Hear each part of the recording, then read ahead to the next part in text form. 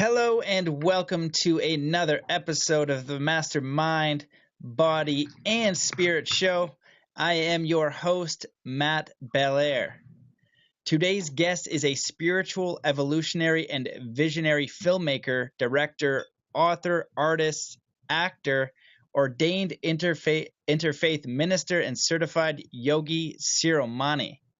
His film and television work as a director, producer, and writer has garnered multiple prestigious awards.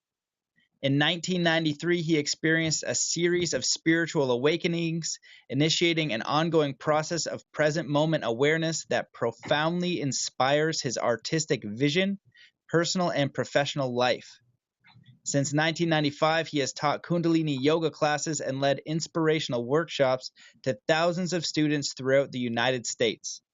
He is currently the president and creative director of Infinite Entertainment Now, a visionary, and the co-founder of the Maui Film Alliance and Maui Spiritual Congress. He is one of the co-founders of Camp Mystic at Burning Man, which is epic. I've been there. His mission is to embrace, embody, and express divine consciousness through creativity, spirituality, the arts, and being loving and present. Welcome to the show, my friend, the man, Jonathan Yudis. What's up, brother? Aloha. Thank you for having me. Yeah, brother. Well, I don't know if the audience would believe this, but I had to shorten so much of your incredible bio. It was such an exciting experience to read through everything you've done. It's so deep and so vast, and I'm so grateful to have you on the show. We met through just serendipitous circumstances at Burning Man, at Camp Mystic, which is beautiful camp, very profound. You put out a lot of amazing workshops. I've had some incredible experiences there, and the people there are fantastic. So just thank you for coming on. And do you want to give a brief summary, if that's somehow possible, a little bit about your work, what you've done over the years, and what you're working on today, so the audience can kind of catch up a little bit? Absolutely. But yeah, so first off, thank you so much for, doing your podcast. And I'm so glad that we connected and aligned. And thank you for having me as a guest. It's always good to be able to have an opportunity to chat and connect and ideally share our truth and our experience. Right now I'm actually focused on a new book that I'm writing, which has to do with miraculous healing.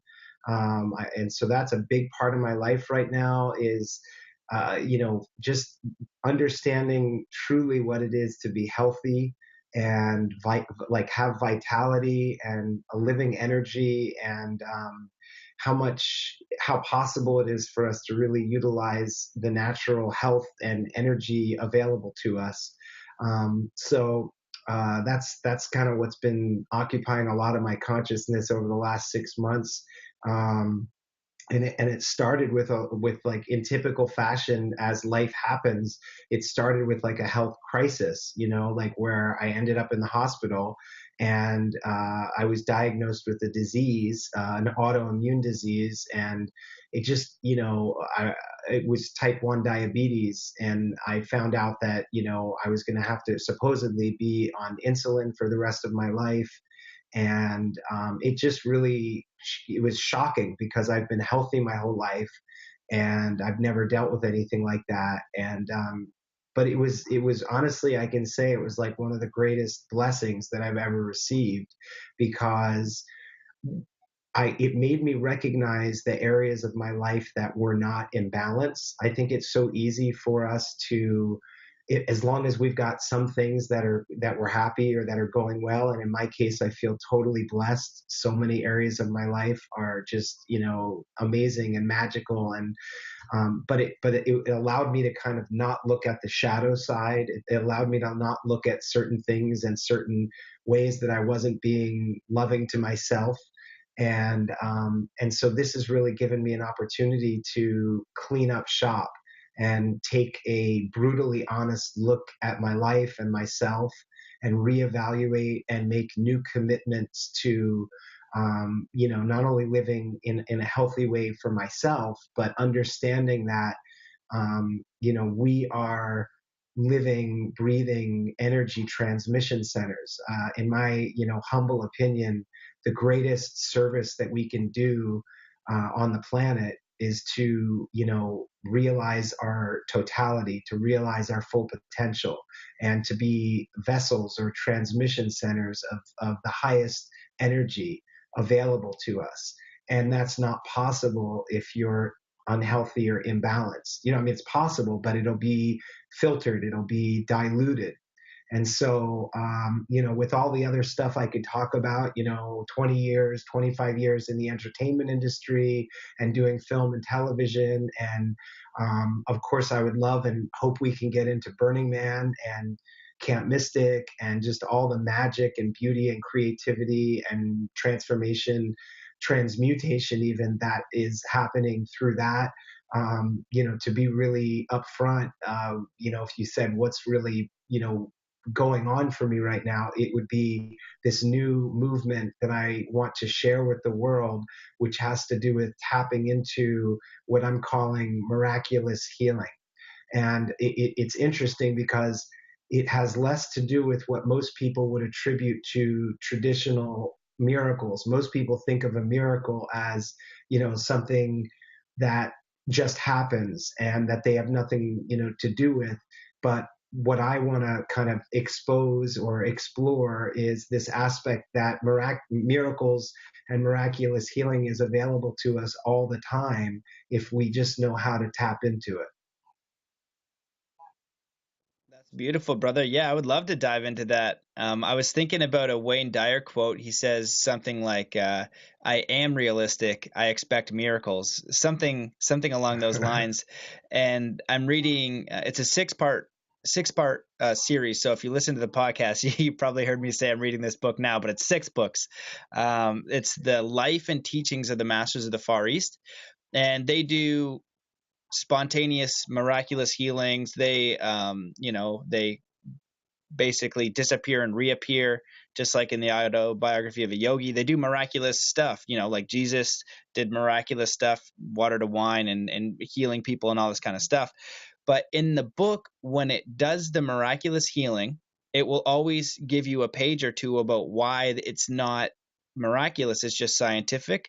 And one of the concepts it brings up is getting aligned with the divine principle, basically nature or God or spirit. So when you connect that is a part of who you are, and you can connect to that fullness and that resonance, then you can basically do what we would perceive as in the monkey mind or the typical consciousness as impossible or miraculous. I don't know if that has anything to do with what your current research is or what you've been finding, but I would love to know, what you found so far, because a lot of the people that go deep into this, like Dr. Joe Dispenza, he has some of the leading science on how people are curing themselves through meditation and having Kundalini experiences, spontaneous healings, curing themselves of cancer through meditation. And he had a catalyst where he had a bad car accident. He was bedridden and he healed himself. So this is where we're forced to see what we're capable of. So it seems like you're right in the crux of that right now. And I would love to dive into what you're uncovering. Well, first off, I mean, totally. It's good to see you're not only understanding it, but definitely in alignment with the things that you're reading and researching on your, what that you mentioned. Just as a little note, I love Wayne Dyer. I was actually friends with him. He spent a good amount of time towards the end of his life here on Maui, where I live and spend a lot of my time. And beautiful being, and helped so many people. And it was really funny because I met him, in some kind of a meditation sort of healing service, and he heard me talking about a time travel project that I've been working on, which kind of intersects with one of the other topics I was doing. This new technology for people to time travel in their consciousness, and I was presenting it at Burning Man, and I had some of the beta technology that we were doing a seminar for, and he basically said to me, could I come and be a part of this? And I was kind of like, are you kidding? Wayne, you've been inspiring to me my whole life. I would, it'd be an honor to have you be a part of the time travel, project. And so that began our, friendship, and it was really nice. And yeah, absolutely what you're saying. I mean, exactly if I had to sort of synthesize what you were talking about, it has to do with this. There's the visible universe and there's the invisible universe, and there's laws that govern both, and so the invisible universe is governed by, what is often referred to as universal law. But either way, it's scientific, and that's like yoga too. Like whether you're talking about bilocation or levitation or telepathy, all of these things that in traditional science it's unknown because it really hasn't been studied and explored. But there are certain fields like metaphysics and yoga that have explored or are exploring these. And once you understand them, then it's not as miraculous. I mean, the reason it appears miraculous is because it's uncommon and unknown. And things that are uncommon and unknown, the only way we can explain it, if you saw somebody walking on water, as an example, you would either think, okay, that's a trick, I'm being fooled, or it's a miracle. But if somebody explained to you that there were laws that transcend traditional physical 3D law, which is that, something solid can't be on something liquid, or, it wouldn't work. But if you get to the sort of more subtle level of energy and you're transcending gravity, then that law, it's like I said, the law becomes superseded. And that's what's usually happening in a lot of these instances. And you really tapped into it perfectly, Matt, when you said it's kind of all about understanding the truth of who we are, where we come from, and that, and getting into that space and that energy. Once you can do that, it's almost like all bets are off in terms of possibilities. And somebody might say, oh, this is really abstract, and I'm not into the woo woo, but it has very powerful pragmatic applications, if nothing else, in the sphere of medicine and healing. There's when I was talking once with Jasmuheen. I'm not sure if you're familiar with her, but she's a famous breatharian. And so she was, and she's received a lot of criticism from people that are skeptical about being able to live from just breath alone.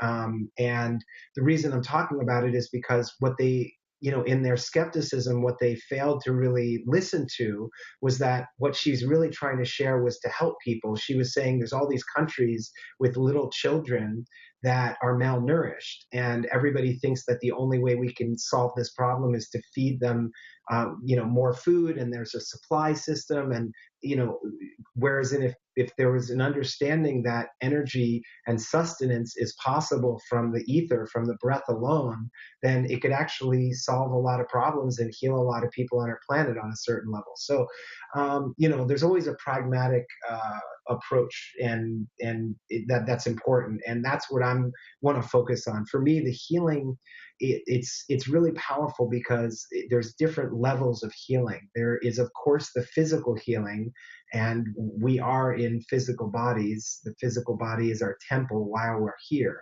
and the more at ease your physical body is, the easier you're going to get around and be able to function. So and be healthy. So that's really important. But then there's also deeper levels of healing in terms of mental healing, and of course spiritual healing. Healing for, because you can have a healthy body, but if your thinking is not healthy, then it's a different form of suffering. And then, beyond even your mind is your spirit and your soul, and the health of your soul, and the understanding of those three things kind of intertwined and coming together in a unified sense is what yoga is all about. It's about that uniting of mind, body, and spirit, and in a healthy way. And that's, again, going back to the first point, is that's what brings us into our living the fullness of our potential, and just being psyched and happy and joyous, and being able to contribute, and which is I think at the heart of what most people want to do. I mean, it's funny because before we started the podcast, we were chatting, and we were talking about how people think they want this or that, but if it's not necessarily what they really want. Most people want peace of mind, and they want to feel happy and content, and they think that if they have certain things, that's what'll happen, and so they're going after the things when perhaps they'd be better off transcending and going for the thing that they actually want, and then the things come along with it. So Yeah. Yeah, man, I'm with you 100%. What I'd love to touch on a little bit is the breatharianism thing, if I can spit it out, because I yeah. think that that's a really big step for a lot of people. I find some people you'll say a comment to, and they're either going to accept it or fully reject it. What I can offer from my experience, and I'd love to have you touch on it, breatharianism, being able to live without food or water, is 100% doable. Now, I don't know anybody personally that I've seen do it with my own eyes for 7 days or a week, but what I can say is that Yogananda talks about it in the autobiography of a yogi. There are groups of people doing it. And Nassim Haramein, he doesn't talk about it a lot, but when I was in Egypt with him, he said he was a breatharian for 2 years. And he's an astrophysicist, not a guy who just says random things, but likes to keep some of that really wild stuff out of the mainstream because, he just wants to deal with the science and what people can understand. But from your perspective, basically, you would agree in the sense that the breatharians are not eating for over 40 days or whatever we're supposed to live. And some of them I know are not drinking either. And there's a woman on Facebook that I messaged back and forth a few times because she was writing about how she wasn't eating or drinking. Right? She's like, it's been 4 months since the need for food or water. And I'm like, what? So I talked to her, and either A, she's just this specific type of maniac that wants to just say this thing for no particular reason, right? Just to have some sort of weird. But then you read what she's posting about life and about spirit and about all these different things, and it's really aligned and really magical. So, because that's a big thought. But if we can open up to these new realms of possibility, then we open up to more awareness and more possibility in our own life. Similar to the 4 minute mile, it's not possible, but a much bigger leap in consciousness. So if that's possible, what the heck else is possible? Well, first of all, great dialogue. I'm glad that we're going into this. Just a few things to note. One is I'm so glad you mentioned Yogananda. Yogananda, for anybody who doesn't know, please, please, please consider picking up a copy of Autobiography of a Yogi. That's the seminal work by Paramahansa Yogananda, and it is a great introduction to yoga itself in its true sense, and it's a firsthand perspective. So, written by a yogi and by an avatar, a prem avatar, an avatar of love, and the great thing is it's also good literature or books are laced with the energy of whoever brought them, transmitted that energy, whoever wrote them. So just by reading Autobiography of a Yogi, you also truly get to know this incredible being, Yogananda. And I'm mentioning it because actually one of the films that I've got in development is a biopic. Based on his life and Autobiography of a Yogi, and I'm really excited about it. I mean, it gets into, these things that, like you're saying, Matt, are just so unbelievable, but they happened and they're real, but also you get to learn about them and understand them. And then you also mentioned, it's funny, you seem to be tapping into my entertainment realm too, because another project that I have in development, when I was younger, I was a runner. I was a 3-season athlete running cross country and indoor track and outdoor track. And so I feel like a lot of my spiritual upbringing and training was through running. And another project that I really want to do is about the guys that the competition that was going on at the time, and the 4 minute mile.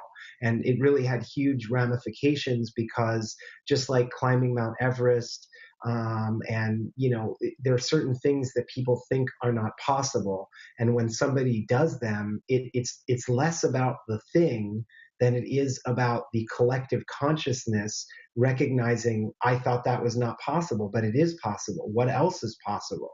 And so that's kind of this leapfrogging that we're always doing. And the question is, what is it going to be in our lifetime? What is it? I mean, one thing that I would say has to do with interdimensionals or extraterrestrials and UFOs, and it's an emerging field in the collective consciousness, and it's a really big one because for us in our current epoch of time, the generation that we're living in, it would be beyond the 4-minute mile, but it would be the equivalent. It would be that thing that everybody would say, I thought it could be possible, or some people would say, oh, I knew it was possible, and many people would say, oh, that's hogwash. But when it becomes a collective thing that everybody has to acknowledge, it touches us in our consciousness and our mind and in our hearts, and it opens up it's sort of like this really deep invitation and into what is possible. And whatever I thought I knew, now I have to recognize that I don't know. And not knowing is really the beginning of great growth for all of us. It's like whenever you're confident and you think, oh, I know all this, it's like there's not much room to grow there. But when you come from a place of deep humility and you're like, now I realize I really I don't know, it opens you to what is possible. So anyway, just thought I'd start with that. For people that don't know much about breatharianism, I would say the way that I would explain it would be our physical bodies are just, they need to be sustained. They need sustenance. And traditionally, and by and large throughout history, the way that we do that in a physical sense is through food. But if you think about it, just imagine that I have an apple in my hand. I bite into the apple, and the apple has water. It's primarily made of water, but it also has sugars, and it has different elements and nutrients, vitamins and nutrients that go into my system. My system absorbs them, and whatever my system doesn't need and can't use, it releases, and whatever it does use, it becomes me. And that's how we live. So we drink water and we eat food of all different kinds. Ideally, we're going to be eating organic vegetables, organic fruits, nuts and seeds. Those are kind of like the staples of a really healthy diet. But whatever we're eating has some nutrients that give us life, that give us sustenance. From a spiritual perspective, everything boils down at its core level to energy. So it's what we're really getting, what those nutrients are energy. And the breath is kind of the physical dimension, but on a one step removed, like sort of etheric and astral and non-physical level. What's inside breath is known in yoga as prana, but it's kind of pure life energy. And then in like Chinese medicine, traditional Chinese medicine, it's referred to as qi. So in different modalities and different parts of the world, they've always recognized that beyond the physical, there's this energy. And so what breatharianism is, in a very simple sense, is it's a deep understanding. So it's not like a belief. If you're, belief is good, but belief is neither here nor there.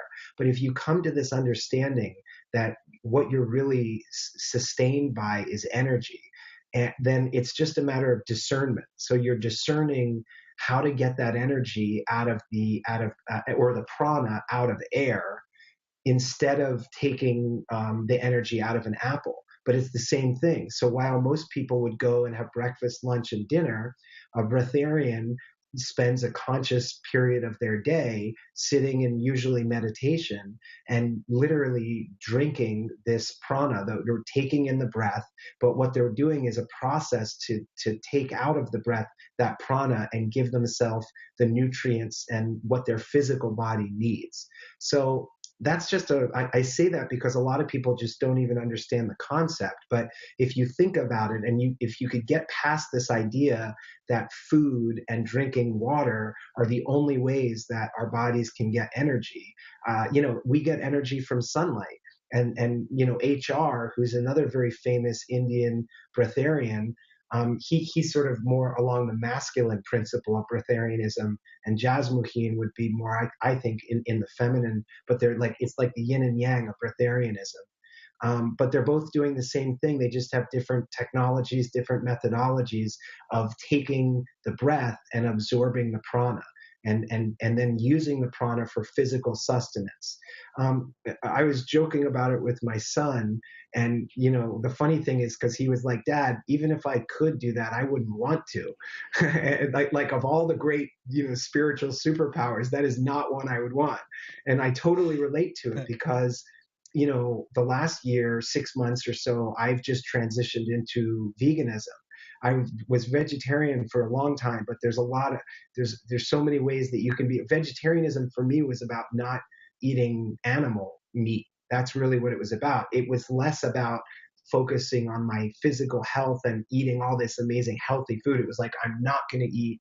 I don't want to eat stuff that takes the life of animals. So that's good, and it certainly has its karmic benefits. But it's easy to eat a non-healthy diet physically, even if you're a vegetarian. I find that when you do the vegan thing and you cut out all forms of dairy and other stuff, it pushed me further in a direction of actually focusing on what am I eating, what am I consciously putting in my body, and getting the good nutrients. And so, yeah, I mean, and the reason it's all tied together is because just being a vegan, gluten-free, and kind of focused more on a raw foods diet, it does make it a little bit trickier when you're out with people or going out to restaurants and everybody else is focused on food in a different area, or in a more common realm. And so breatharianism is a whole radically another step removed. Imagine every time you are out with people and they're eating and drinking, and it's a big part of our lives. And you're just sitting there like, no, I'm good. It's all good.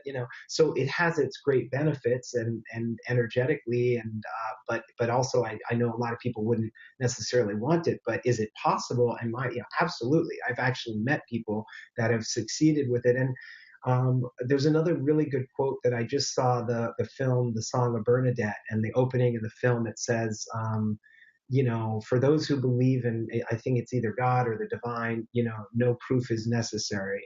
And for those who don't believe, no proof is sufficient.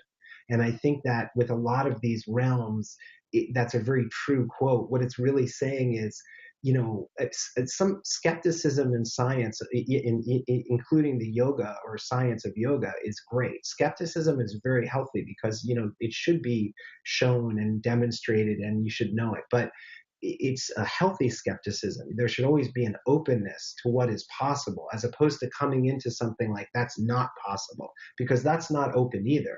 It's one thing to come into something neutral. And that's a big part of, going full circle to what I'm trying to bring out when it comes to healing, is that, a lot of people are told this or that by their doctors. And it starts from this level of this, a non-possibility. And that's a very destructive thing to your mind and to your health and well-being. You should not let anybody else tell you what is or isn't possible. That's why we're here in alive, is to discover for ourselves from our own direct experience what is possible. Yes, brother. Man, yeah, you dropped a lot of wisdom in there. I was wrapping it all up in my mind as you closed the thought. I really appreciate what you said on breatharianism, because I think that quote that you said is really valid. I found when you use the extraterrestrial example, exploring the pyramids with physicists, astrophysicists, geologists, what they all seem to have no issue with is that the traditional story is ridiculous. And if you look at the hieroglyphs and cuneiform out of Samaria, it talks consistently about sun gods. And so there's a lot of evidence that show, hey, maybe our history isn't exactly what we're told. And if you can explore the idea with an open mind, maybe you'll learn something. And what it makes me think about is I'm going through this course. It's G Life. This guy, Core Love, is a really interesting guy. And one of the segments is the formula for truth. And basically what it is it starts with one. Step one is you have your own belief system, your own prism, right? Step 2 is somebody else has their own prism, their own belief systems. So there will be conflict, right? Aliens exist, aliens don't exist, whatever, right? So then step 3 is you either choose the person. So I choose your point of view, Jonathan, that breatharianism is possible, right? Or I choose my belief in, like, I'm just going to hold in this and I'm not going to, accept your belief. Then step 4 is taking an action that you wouldn't, that would embody the other person's belief to test something out. And then that would integrate the new information. And he also shares it on like a 0 to 90 degree scale, where let's say breatharianism did exist or didn't exist, or you have a person who's, I use like super racist or Mother Teresa, and I'd be like, Matt, there's nothing I'm going to get from like this racist or this mass murder or whatever. But for whatever circumstance, if you were in that position where you were listening to them, if you open up to the whole scale of 0 to 90 degrees, maybe there's a nugget at like 95.2 degrees that's going to expand your consciousness. You don't take the whole thing, you're just opening up to the information. And it doesn't mean you just go from one belief to another belief. It just means that by closing down an opposing view that isn't something that came out of your unique experience and just saying that doesn't exist, you've just shut off 45 degrees of a 0 to 90 degree chart of another person's experience that they've had. And so for me, when I'm talking to you and I'm talking to people who have done it, I'm more inclined to believe the person when I'm looking at their face and they don't seem to have an agenda for why they would lie to me. So I just wanted to add that on, and if we can just be a little bit, I guess, more trusting in an insane world is maybe challenging, but open up to the information and then discern it. So Yeah. I don't know if you wanted to add on to that, or I was going to ask you another question, but let me know. Well, no, I mean, again, going back to this topic of, I'm seeing a lot more on television and media. There's Ancient Civilizations and other shows, and to me, like, I just want to tap into it again. It's a really big one. This aspect of extraterrestrial life, and and how we're connected to it, whether or not these beings have been and are on and a part of our current life on Earth. And the reason, to me, it's such a big one is not only in the sense that you were saying, in that let's really take a full look at our history and the evidence that's sort of already right in front of us on the planet. One of my favorite things from the book Sun Food Diet by David Wolfe, Avocado Wolf, is that he says in the beginning, he tells, like, I think it's a Greek story, and they're trying to hide. They're taught that the deities are trying to decide how they're going to hide the biggest secret in life, which in his book he's referring to the secret of plant food and raw food and superfoods and sun foods, and how that's the key to life. And one of these deities says, well, we should hide it on the top of the highest mountain because they'll never get there. I mean, it's just, and so they're like, oh, okay, maybe. And then another says, no, they'll eventually be, they'll be determined and they will climb and get there. And so the other deity says, let's do it at the bottom, the furthest nadir or low point of the ocean, because it's dark and cold and they don't have equipment, or they won't be able to get there. And then somebody else kind of counters that and says eventually they're going to develop technology and they're going to explore and they're going to want that. And then the last deity says, there's one place which is better than any of those, than any of your hiding places. And they say, where is it? And the answer is, let's not hide the secret at all. Let's just not hide it. Let's put it right in front of them. And because they'll never discover it because it's right in front of them. And so that's kind of the way that he was presenting, health and diet and food, which is right in front of us, but it doesn't mean everybody's going to see it and understand and use it. No, it's kind of like, that was what he was saying, is here I'm having to write a whole book to try and explain to people the secret that we've been missing, which is the key to our health and well-being, and realizing our potential is right in front of us, and it's been here all along. And whenever I'm outside in nature, I don't know, I'm sort of an exception because I'm always perplexed from the other side. To me, life is so dynamic and multidimensional, and it always has appeared that way to me. And, whether you're seeing beings that are, in their non-physical, whether it's their astral or etheric bodies, or extraterrestrials, whether, physical or in non-physical form, this, when I look at the ants, I just go, all you have to do is go outside anywhere, look at the ground, take a scoop of soil, and you will find life. There will be either ants or bugs, or, life is all pervasive. It's all around us. And when I just start to look at any of it, when I look at a flower, I see this, all the infiniteness of life. And so to me, it's perplexing how people are resistant to this idea. The good thing about modern science is that it's really started to point out statistics, which people kind of take in a little better. They're just saying, well, let's just say there's, the planet Earth and we exist. And let's just forget for a second that we're human, and imagine that outside of, the Milky Way galaxy to the rest of the universe, we would be extraterrestrial because we're living and we're from this other planet. And they've statistically proven that just given the number of stars and galaxies that we know of, there's over 1 billion Earths out there. Though we have not, formally in a traditional sense or in a known sense that everybody agrees on, gone out and sort of explored, they say, the telescopes can see all that. So at least statistically, we're getting to a point where, and it helps people open their minds to this possibility of life. And then, you were talking about earlier the different levels of evolution. So if you could just, step outside of the traditional natural perspective that we have, which is that we are the highest evolved beings.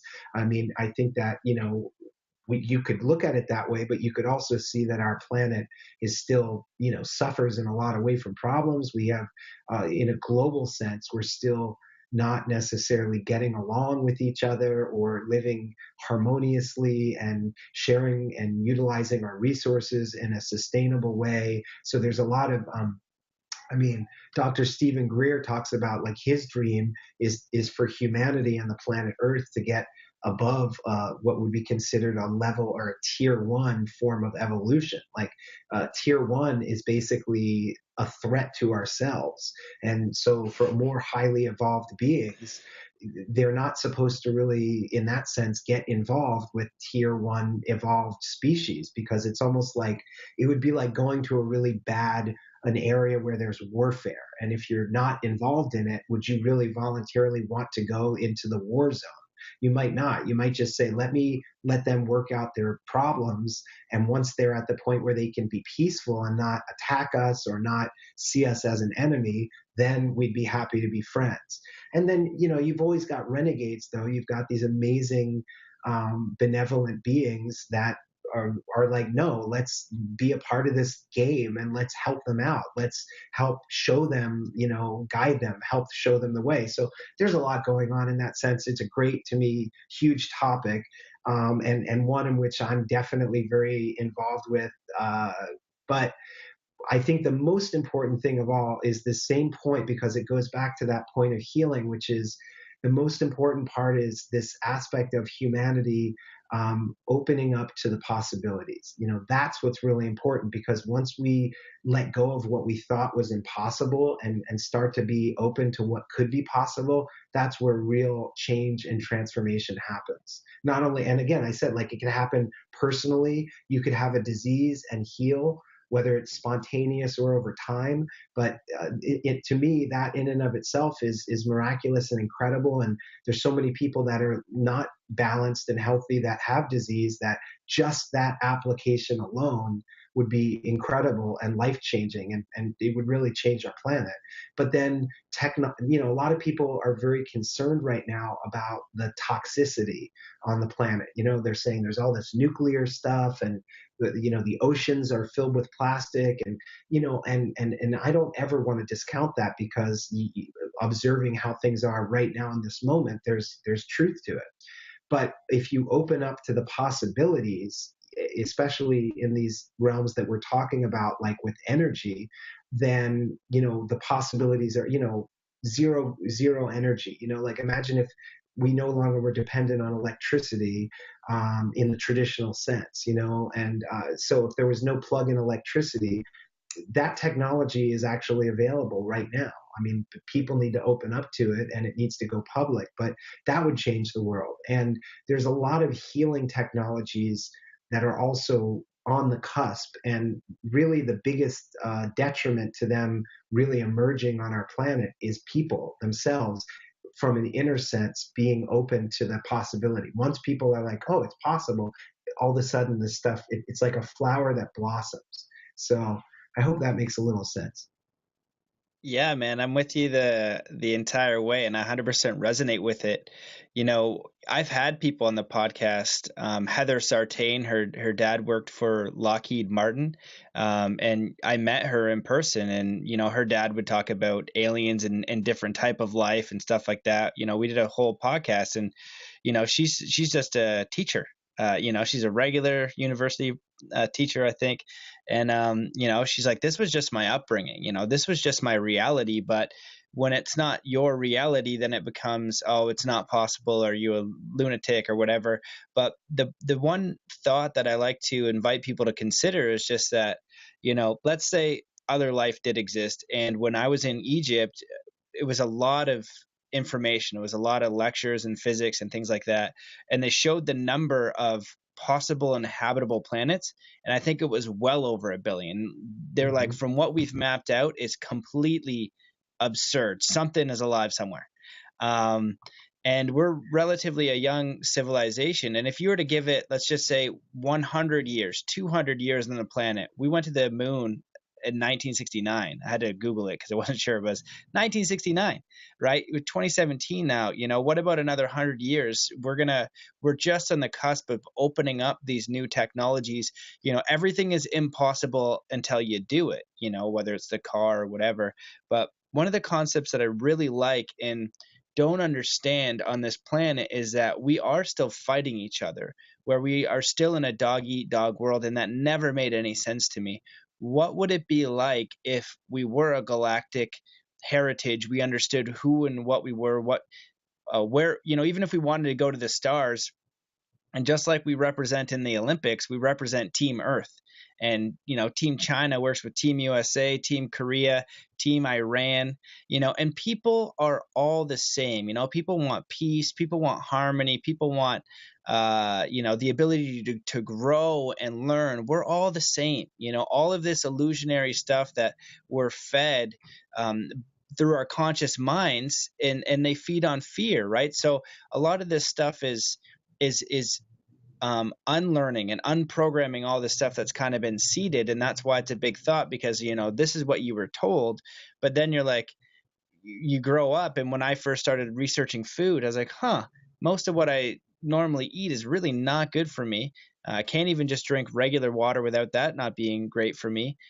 Most food is not even actually food. It's like food substitute, not, so when we could just open up this idea of working together, collaborating, and if we created a Team Earth, we would be awesome among the stars, and then people would want to hang out with us, and we would be able to just imagine just even 10, 20 years of cooperation on the planet, just full stop. We just turn on the button, we all start cooperating.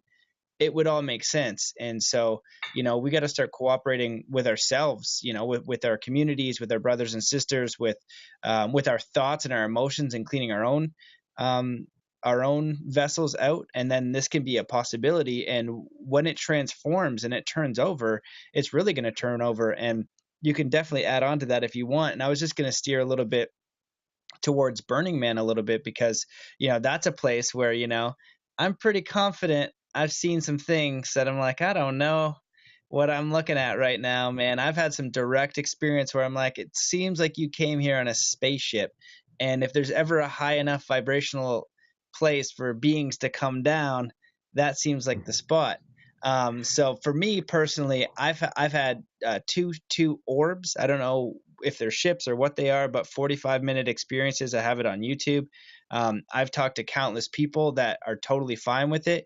If you really look at ancient civilizations and you don't come to the serious conclusion that they're a very real possibility, if not most likely from everything we can look at, then you're not doing enough research. And there's enough credible information out there beyond all the noise and bullcrap. Jay Campbell has the Decoders of Truth, very great Facebook group with really high level people. John D'Souza, who I had on the podcast, is there as well.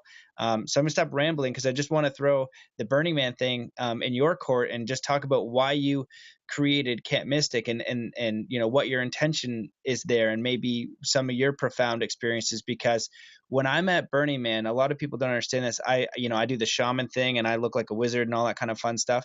I can literally wake people up in a matter of minutes, just have them. All I'm curious about is, how are you? How is your life outside Burning Man? If you hate it, why? What would you prefer to do? And how do we start looking towards that? That's it. I just want you to enjoy your life. And it's so simple. It's challenging to do in the 3D world. I'm challenged figuring it out every day. Doesn't make it easy, but Burning Man has this massive ability to wake people up, to open them to a bigger thought, to a bigger experience, and really also connect them to each other, to real non-judgmental brothers and sisters who are giving a little bit of love and support. And that alone is so transformational, on top of the wizards that are there and the people that are creating spaces like you. Camp Mystic had just these incredible workshops all week, in very supportive environments, which creates massive change. So it's not exactly a question, but I'm sure you can run with that. Yeah, I mean, well, like it's interesting. Like we said at the beginning, we crossed paths and connected at Burning Man, and wow, I mean, wow is would be a big response. Just wow, wow, wow. That was my first response when I kind of, like many people, sort of accidentally ended up at Burning Man. I had a friend, the other co-founder of Mystic, DJ Lama, aka Daniel Frommer, who invited me, and sort of he ended up at Burning Man and basically left Burning Man. This is the famous story. Back in 1998, he left to Gerlach, and he got on a payphone because there were no phones. It was the only way. And he basically called me and he just said, "Look, on our friendship, you have to come out here." Because at the time I'd kind of said, "Look, it's probably a great rave in the desert, but And he just said, "You got to get here." And then I came, and within 24 hours I left. But I left Burning Man to go to the same payphone to call my wife. And I said the same thing to her. I said, you're not going to believe this, but you got to just pack a bag and get out here too. And the three of us were the first, that was the first year of Camp Mystic. And I just, lost my mind, and it blew me away. The way that I like to describe it to people is, it's for the week that the event itself is really taking place on the playa, on the Black Rock City is built and created. It's definitely hands down, like I would argue the biggest, best, most outrageous, incredible party on the planet. But the thing is, a lot of people think when I say party that I just mean, like getting, I mean, I'm not talking about inebriation in the traditional sense. I'm talking about party like it is a celebration of life and all the great possibilities that life, gives us the opportunity to experience. It's a party in the sense of human connection and interconnection. It's community and creativity. The fact that the whole festival is sort of rooted around art and community is just such a great, bringing together of beings. And I think that people that don't, connect from the outside, they get there and they realize, like, who wouldn't want to be a part of a beautiful community? Like, so even if you're an outsider, I mean, for me personally, I remember being so beautifully overwhelmed and charmed by the fact that for once I wasn't the biggest freak in the room, because I'd always felt like, in a way, what was going on inside me was just not normal. And then I go to Burning Man and I'm like, wow, I'm almost conservative here. I mean, because there's so much, just degrees of, like I said, of novelty and of science and art and experimentation and love. I mean, I love and the energy of love in a true sense of people being in the heart space and understanding that that is what connects and unites us. So you don't have to like everybody, but you should love everybody, because love is really coming from a place of interconnection, of recognizing that thing that is in me or makes me is also what makes you. And in that way, we're connected. So, and I feel like that's so prevalent at Burning Man for whatever, whatever they've done, whatever magic they've, or we have collectively orchestrated, it's really flowing in a big way. And now it's expanded into what we call at Camp Mystic, we call it the Grand Playa, because we didn't like the term the default world. It just felt like it was too much of a separation, and like, it made it so that you were at this great thing at Burning Man, but then you were leaving and going. And for us, it's about creating Burning Man 365, living Burning Man, which of course in some ways is not going to be realistic, because of course there's something special about 70,000 or however many people gathering and doing everything we do in the desert. But the spirit behind it, the energy behind what's really happening and fueling it and making it work, that we can bring into our everyday lives, into the Grand Playa. And so, yeah, I mean, it all started in 98. And I think that, like with most people that become burners, you go and you have this incredible experience and it's hard to even explain. You try, and any explanation falls way short of what's really coming from you. But then what you really want to do is you want to grab the people that you love and bring them, because you're like, there's no way I could explain this. I just know that if you were there, you'd get it too. And then everybody does that. And so every year there's just this amazing collection of not only people that have had it, and, the burners are the people that not only experience it, but I think just, it's almost like, I joke, it's like an iPhone or any smartphone, it's an incredible piece of technology, just like we are as human beings, but we need to be charged. And you have to figure out how to charge yourself. So yogis charge themselves every morning or every night or every breath by plugging into the energy of life. And for many people that haven't discovered yoga or choose a different form of yoga, Burning Man is like, it's plugging the phone in and it's giving it this full charge for the rest of your year, because you're inspired by so much art and technology and creativity and community, and and you just see things that you're like, I would have never thought of that. Like, I just wouldn't have even thought of that. But now that I've seen it, it's in me. And so it's a pretty magical place. And what I love about it is that it keeps evolving. It really does. It keeps evolving. And that's what we try and do at Camp Mystic, is we really try and, we look at every year, like, well, what were we successful with? What did we do that, made everybody joyous and happy and connected? And what are the things that, we call it even better if? What are the things that would be even better if? And so every year we create surveys, and that's the goal, is to keep evolving ourselves and the festival itself. And so it's, like I said, it's so hard to describe, because like anything else in the third dimension, it's yin and it's yang. There's tons of novelty. I've had people say, well, the carbon footprint of burning things, and I get it. There's all these different sides of it. But to me, anything that recharges people and inspires people and brings out the best in people is a good thing. That is what the planet needs more of. And what I've seen in my own life and with the people that I'm friends with and love there, is that it seems to be this really inspiring, recharging thing that they then apply in their fields of expertise. And it's all different kinds. It's like, it doesn't matter what you do. It doesn't matter if you're in business or finance, or, you're a specific artist, or, what area you're in. It's really just about, recognizing life.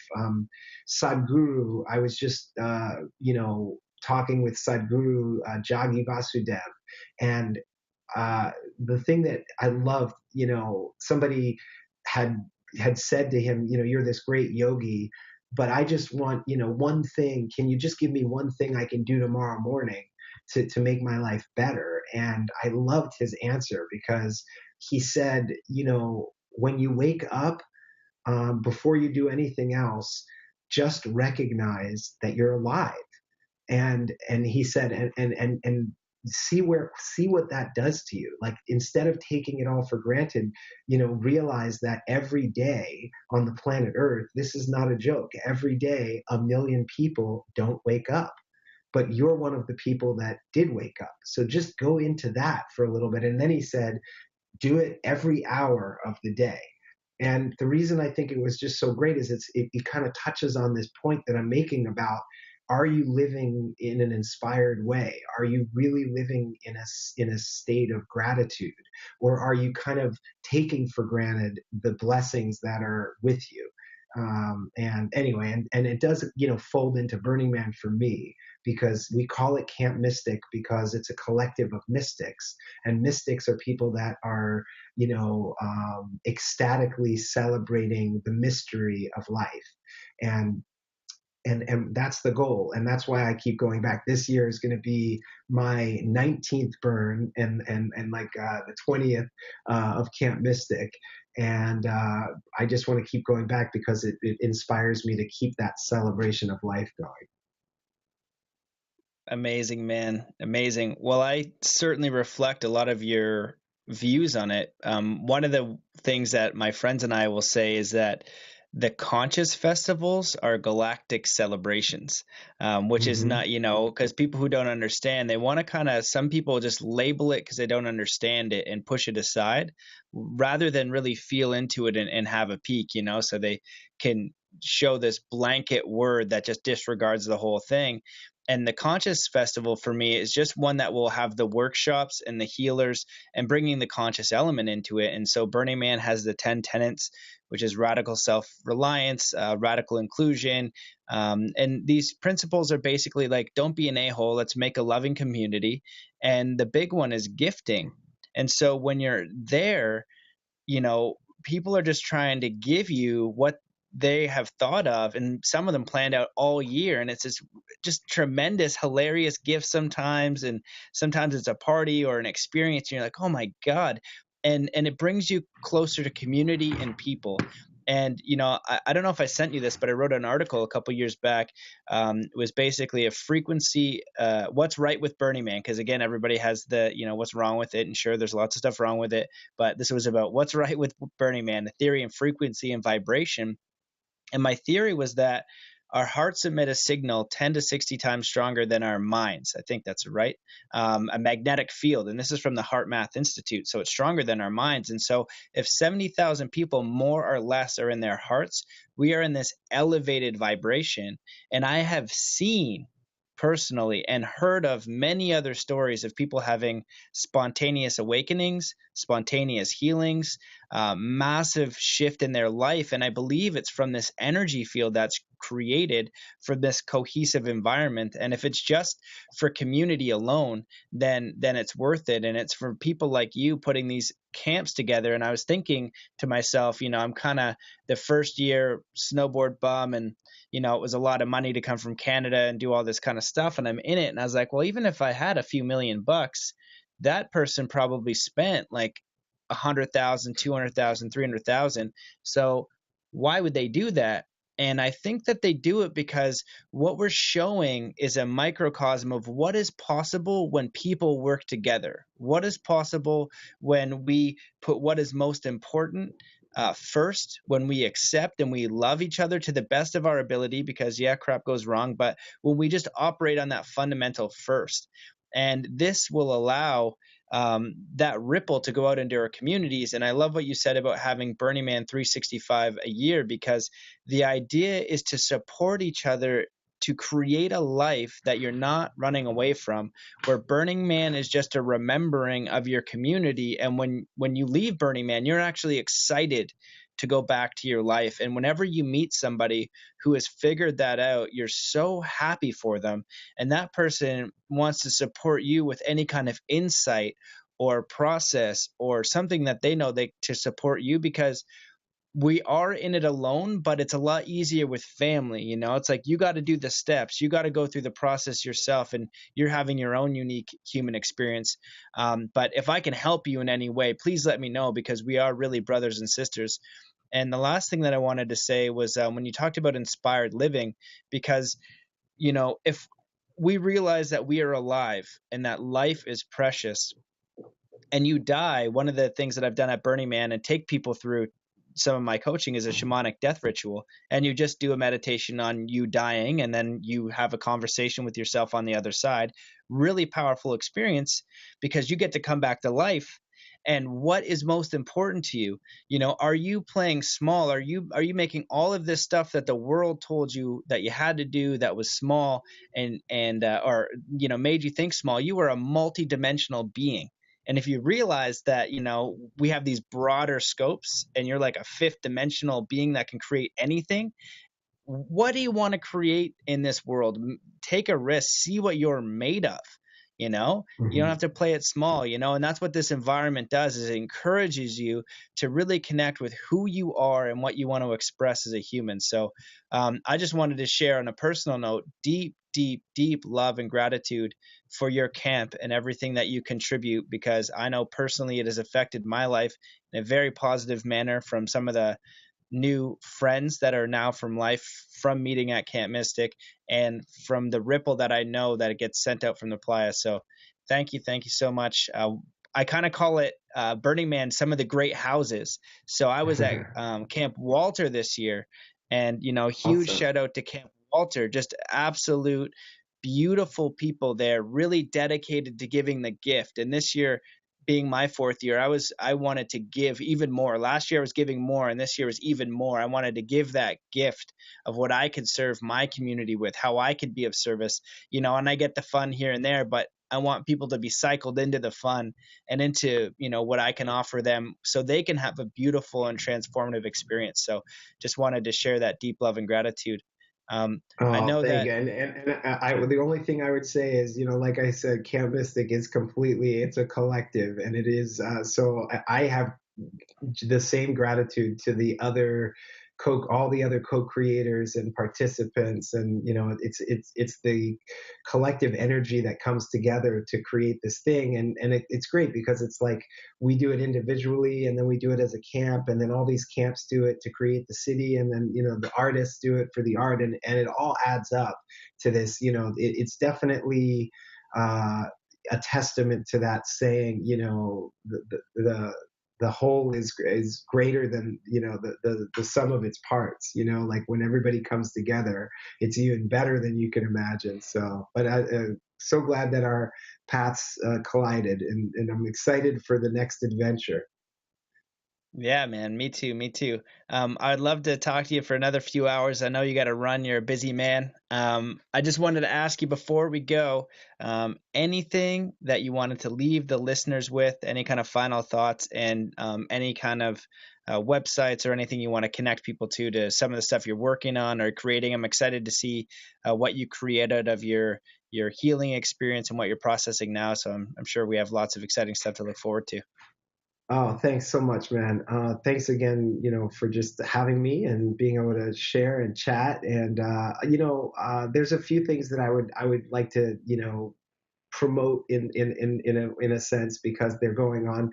First, one of them, it sort of ties into what we've been talking about all along, which is this aspect of recognizing our interconnection, and something that I have been practicing for a long time, but only recently I feel like really embraced and tried to lift up to a level of public recognition, is the power of prayer. When I got my diagnosis, my health it was a very specific conscious thing when I decided that I wanted to post it on Facebook. I wanted to tell everybody what I was going through and just, ask people, basically I feel your love and I fully receive it. And if you're open to it, I would love, to be included in your prayers. And I've always done that for other people, but it took a lot for me to really recognize there's this imbalance in me that I'm working and really consciously trying to, heal. And I really feel like I received a lot of the prayers and love and energy from my small circle. And even recently on Facebook, I, started something where it's like a weekly or monthly prayer circle, where I just invited anybody. I said, if there's anybody that needs a prayer, healing or otherwise, just give me their name or some information, and I will include them in my prayers. And so for anybody that is averse to prayer, again, it goes back to this central thesis or tenet, which is that life is energy. We're all energy and we're all interconnected. And so putting a little bit of your focused intention and energy, and that energy that comes from our heart center, that love towards something, it's a reciprocal process. So it's actually beautiful and giving and generous from you, but it's also reciprocal. In giving, it opens you to receive, and so it kind of also ties us all together. So I guess I would just say a huge to anybody watching this, and maybe some of you that have kept me and my personal health and well-being and healing in your prayers. I want to say thank you so much. I feel like it's been a huge boost to the process that I've been in.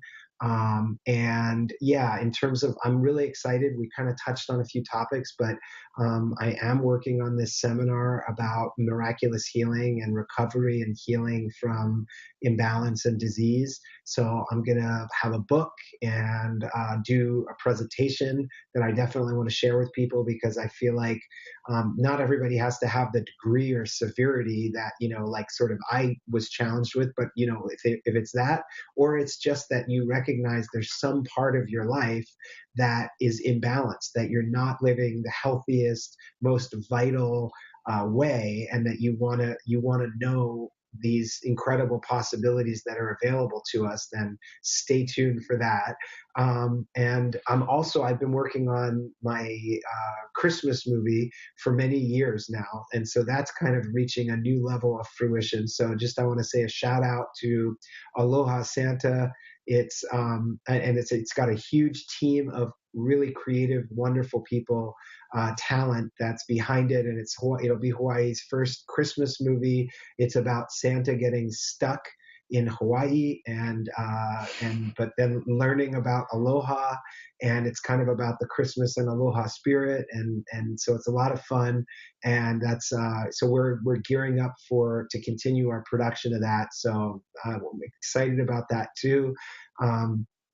And if you're, for anybody that is interested in exploring or settling and wanting to have experienced the aloha aina, or in Hawaii, I also help people with that too. So I can that's more like in the physical 3D realm of manifesting dreams and in real estate. And so all three of those things are swirling in my life, and I just want to thank you, Matt, for this conversation, and I look forward to hopefully having many more, whether online or offline. Let's keep the inspiration going. Awesome, brother. Yeah, man, I appreciate that. And for sure, well, online, offline, and I hope in the playa, I had a beautiful experience at Mystic this year. So hopefully next year it'll be, I'll see you swirling around. So we'll be able to have some great, Camp Mystic, they're always, 20th anniversary of Camp Mystic. Don't want to miss it. I know, Yeah, man, the conversations in those portals. Oh yeah, we've got some really exciting things planned. I mean, it's interesting because you blink, it's like life itself. If you enjoy life, and you're, one way to know if you're really sort of carpe diem, getting the most out of your life, is if it goes fast, then you're living large. The only time life goes slow is if we're, in pain and suffering, and that happens too. But so Burning Man, I would never have fathomed that I would like essentially blink and it would be 20 years later. I mean, I think there was somebody told me there's a statistic that at this point in 2017, if you've been to more than 15 burns, there's less than 1%. So I've somehow become an elder at Burning Man, but I always feel like a young spirit at Burning Man. So it's exciting, and yes, absolutely. Let's play on the playa, and like I said, I really mean it. Let's keep the conversation going. Thank you for everybody who's checked this out, and please support Matt's podcast because he doesn't only he has lots of fascinating, interesting people and high energy, high vibration guests. So keep watching. Awesome, brother. I appreciate the plug. I just want to say one quick thing about the power of prayer. Really amazing point, and that's something that science is coming into now. So some people, religion for a lot of people it's kind of ruined God for some people because they weren't religious. But whether you're praying to source or a higher power or spirit or nature, that practice for you as an individual, whatever you resonate with, is extremely powerful. And they're now measuring the electrical field of thoughts and what happens when a group focuses on one thing. So you felt that, and I know somebody who was supposed to be blind in an eye and had a yogic group pray for him, and he was complete recovery. It was a miracle in the doctors. So very real stuff, and I think it was a very powerful point. I just want a quick shout out to GPS at Burning Man, my first camp, who got me in, because just the beauty and love and the synchronicity that happens from that portal, is very, very special. So just wanted to make sure I give them a shout out, because I'd feel wrong if we went this deep into Burning Man. I didn't send out that love too. So brother, thank you so much for who you are, for what you're doing, for walking the path and not just talking about it. And you've been doing it for a long time. So I see you, I appreciate you, I recognize you, and just thanks for coming on and sharing your wisdom. Awesome. Well, wait, before we lose everybody, let's end exactly like you just said. Let's walk our talk. So if it's okay with you, you get to press the button, the magical button. But before you press it, let's end with a prayer, if you're open to it. So I would just bring our hands together, and please. For everybody that is watching this is really more of a traditional Buddhist prayer from the Buddha, the awakened one. And the prayer is that, may all beings everywhere be free from suffering and the causes of suffering. And may all beings everywhere be in joy and the causes of joy.